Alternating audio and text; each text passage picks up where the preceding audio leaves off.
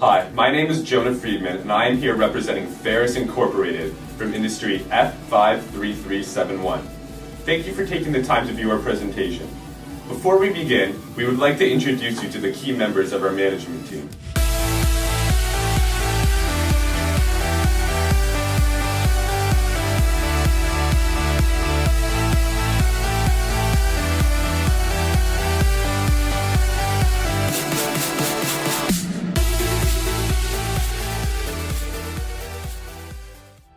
Throughout the 8 rounds of the simulation, we manufactured 3 products: Fast, FCS, and Faster. We've highlighted several categories and where we place in them relative to our industry. We are obviously concerned with our overall 5th place finish in the industry. We didn't knock it out of the park in terms of financial success, and we will go into detail about why that is, but despite that, came out with valuable insights about the importance of developing and implementing strategies. Our team recommends that for the near future, your team follows this immediate strategy. The basic outline of the plan is to use the differentiator strategy with a focus on product lifecycle. Once high-tech products are developed and put into the marketplace, over time the products should be allowed to drift towards low-tech, while brand new products are introduced into the high-tech sector.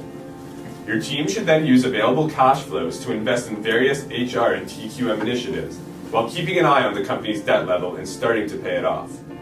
Once these initiatives are taken, factors such as net income and brand image should all increase, which would in turn raise the stock price. By issuing stock at this higher price, the company can raise the capital needed to continue growing the company while paying off all its outstanding debts. Throughout the presentation, we will further explain how to interpret the plan.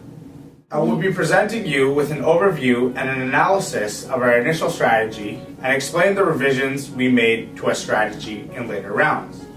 I will present our initial strategy broken up into major components of our business. I hope I can provide the new management team with the reasons why we employed some of these aspects, how our management decisions align with them, and the reasons to why we made the revisions to our strategy. Our initial strategy with regards to R&D was to have products of excellent design and high quality, which drifts from high-tech to low-tech. At first, we only wanted to focus on having a couple of good quality products in the market. However, we adjusted our strategy to include multiple product lines as to be able to fit the needs of every type of customer. We initially thought that investing in HR would prove too costly to the short run, but later we adjusted this strategy once we realized that labor costs were too high. Unfortunately, we still ended up not placing enough emphasis on investing in this due to still being worried about short-run costs. In the production area, investing in automation seemed too costly for us, and this, coupled with the fact that it increases R&D cycles, deferred us from investing in this. Later, we changed the strategy to include investments in automation due to its labor cost decreasing benefits. We realized that this is too late in the game. However, we didn't have enough capital to follow through with this strategy due to emergency loans. At first, we had prices above average, but as we strive to increase the quality and customer perception of our products through positioning and product qualities, we increased prices to give our products premium status. Our major adjustment to our strategy was to start investing in TQM to save costs in the long run, instead of worrying too much about the short-term cost. However, we realized this is too late and ended up struggling to acquire the capital to invest in this as we suffered losses in emergency loans. Prior to the analysis of these areas, we conclude to the financial area of the business. Throughout our business, we didn't include using equity financing, but as our indebtedness increased, we revised this decision. At that point, we realized our stock prices had gotten so low that it would be ineffective to issue stock, and as such, we kept hoping the stock price would eventually increase. The result of our financial position will be discussed in more detail later on in the video. In summary, most of our initial strategies were very focused on the short term and our adjustments reflected a change in attitude towards focusing on the long term. Unfortunately, we didn't have the required capital that late in the game to successfully execute the adjustments to our strategy. Mitch will now present you with the results and impacts of both the initial strategy, revisions to the strategy, and its effects on Ferris Incorporated. The 5 main points I will be looking into are our short-term mindset, our debt obligation, our market share, our deceiving asset turnover ratio, and our poor cost control. These results will help me tell you what worked and what didn't work with our strategies. These results also allow me to make appropriate recommendations for you as incoming management. The primary issue when examining our initial strategy is that we focused too much on short-term issues, therefore leaving us vulnerable, and eventually saw our opponents pull away from us in terms of sales and profits. Subsequently, we didn't focus enough on long-term investments like TQM and HR, and we rather spent the money on unnecessary purchases early in the simulation. Another result that was also troubling was the amount of unwanted debt put upon us due to emergency loans. 3 weeks in a row we were given emergency loans. It also happened to be at the same time we were trying to implement our revised strategy, and consequently restricted us from committing our funds fully on implementing this strategy because of the debt obligation that had to take priority. We ended the simulation with 12.8% of the market share, which was 5th best in the industry, and also 1.2% lower than we were using our initial strategy opposed to the revised. This small piece of the market made it difficult to obtain the kind of profits that we were hoping for. We shifted our strategy to long-term performance in hopes of gaining more market share down the road. It clearly did not work as we expected, mostly due to the debt obligations we had to pay. One of the positive results when examining our financials was our asset turnover ratio, which was top in the industry. Although this is very misleading because of our lack of assets. We ended up with $37,094 worth of assets, which on average was much lower than the rest of the industry. In hindsight, we should have invested more in assets and taken advantage of this strong ratio. The most overlooked result that was not dealt with properly was our high costs and poor cost control. We focused too much on increasing revenues and not enough on lowering costs, which will be explained later in more depth. Altogether, the results of our company do not reflect what we were hoping for as a management team, but they allow us to make the most in-depth analysis to help you, the incoming management, succeed.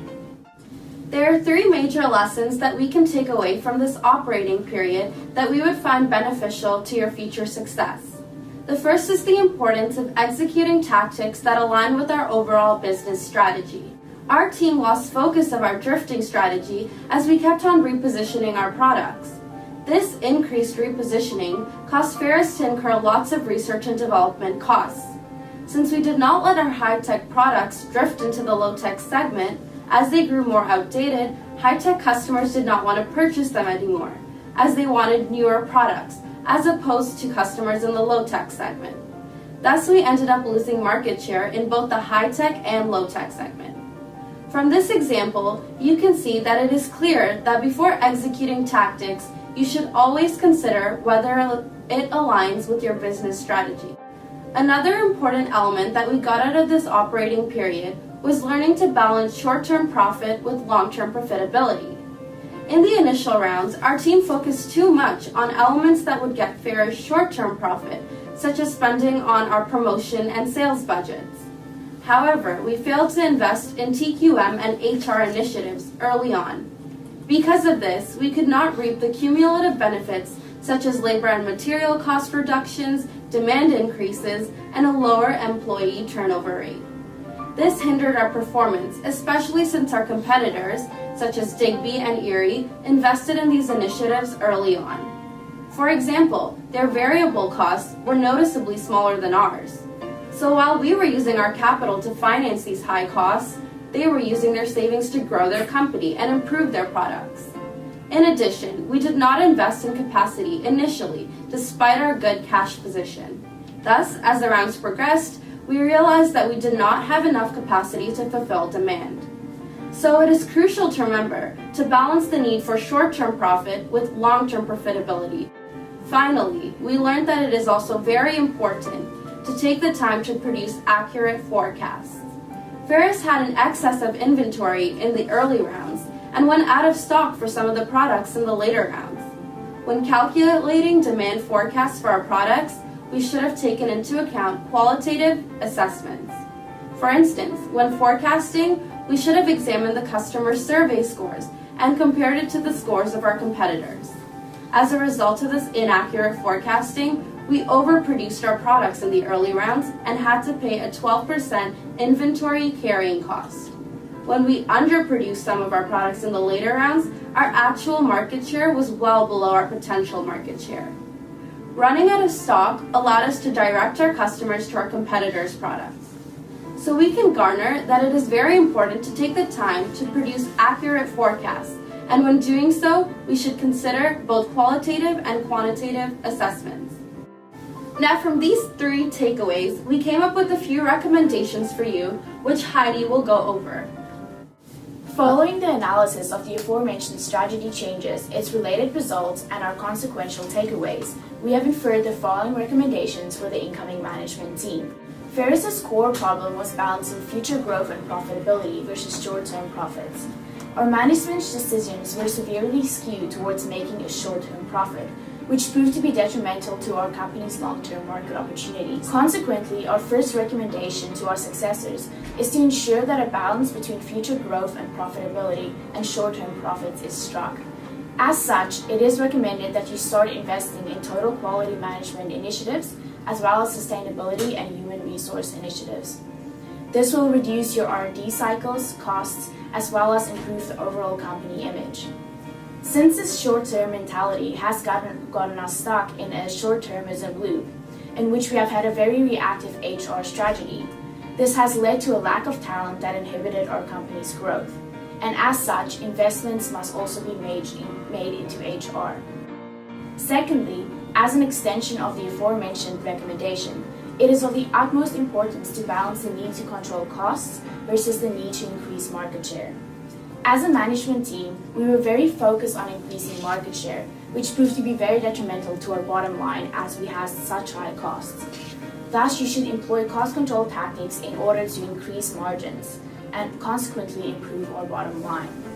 In order to catch up with our competitors' superior cost control, it is recommended that you invest in total quality management and HR initiative to decrease costs, as well as increasing operational efficiency.